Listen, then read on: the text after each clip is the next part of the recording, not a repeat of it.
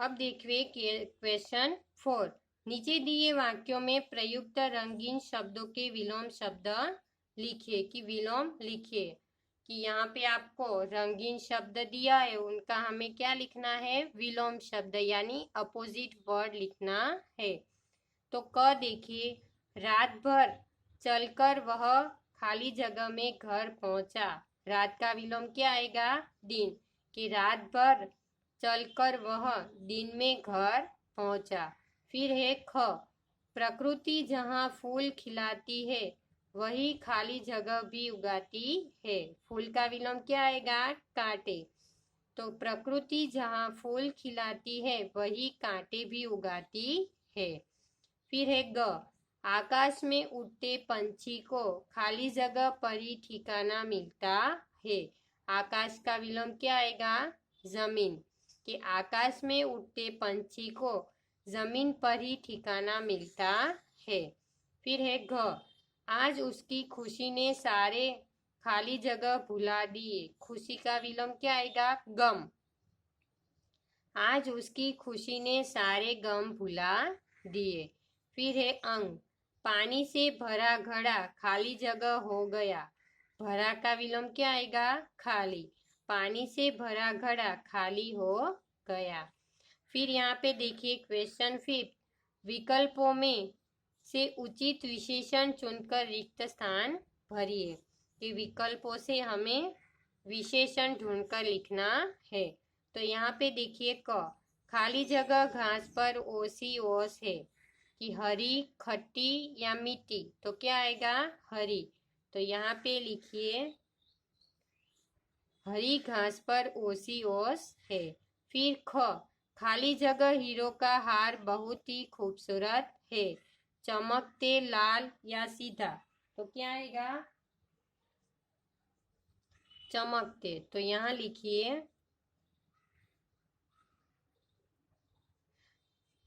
चमकते हीरो का हार बहुत ही खूबसूरत है।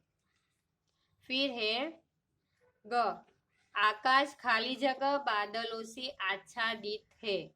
कि आकाश खाली जगह बादलों से आच्छादित है। धरती, काले या मिट्टी? तो क्या आएगा? काले। तो यहाँ पे लिखिए काले। फिर है घ, कवि ने ओस का बहुत ही खाली जगह वर्णन किया है। आकर्षण, सुनहरा या सुंदर? तो कैसा वर्णन किया है? सुंदर। तो यहाँ पे लिखिए सुंदर। कि कवि ने ओस का बहुत ही सुंदर वर्णन किया है। फिर है अंग, बगीचे में खाली जगह फूल है। बहुत अच्छे या रंग बिरंगी? तो कैसे फूल है? रंग बिरंगे। तो यहाँ पे लिखिए रंग बिरंगे। बगीचे में रंग बिरंगे फूल है। बाद में कुछ कल्पना से कुछ योग्यता से। तो यहाँ पे देखिए क्वेश्चन 1, प्रकृति विषयक कविताओं का संकलन कर कक्षा में सस्वर वांचन कीजिए। कि ऐसी प्रकृति विषयक कोई दूसरी कविता है तो हमें वो ढूंढनी है, तो वो आपको स्वयं करना है।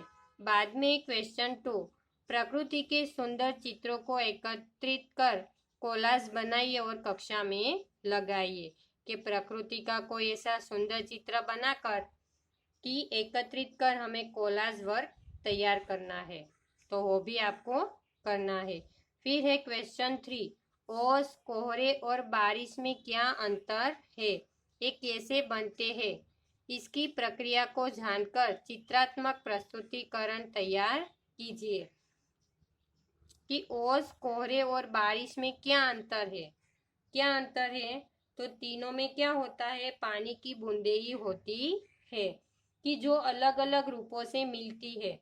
कि नदी, तालाब और समुद्र का पानी सूरज की गर्मी से गर्म होकर भाप रूप में कि आसमान की तरफ वो उड़ता है।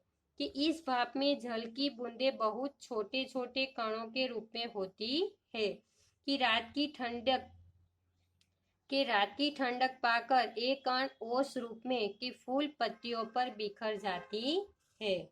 फिर कोहरा क्या होता है कि कोहरा बादलों का ही रूप होता है कि जो धरती के वायुमंडल में नीचे की तरफ छाया रहता है, कि इसमें पानी की छोटी छोटी बूंदें वायुमंडल में देर तक वो लटकी रहती है, कि छोटी छोटे पानी की जो बूंदें होती है वो वायुमंडल में देर तक लटकी रहती है, कि जिस कारण आसपास की चीजें धुंधली हो जाती है, कि हमें कि कभी कभी दिखना बंद हो जाता है, जैसे धुम्मस जैसे वातावरण होता है ना, तो हमें तो ऐसी चीजें दिखाई देती नहीं है, कि चीजें धुंधली हो जाती है।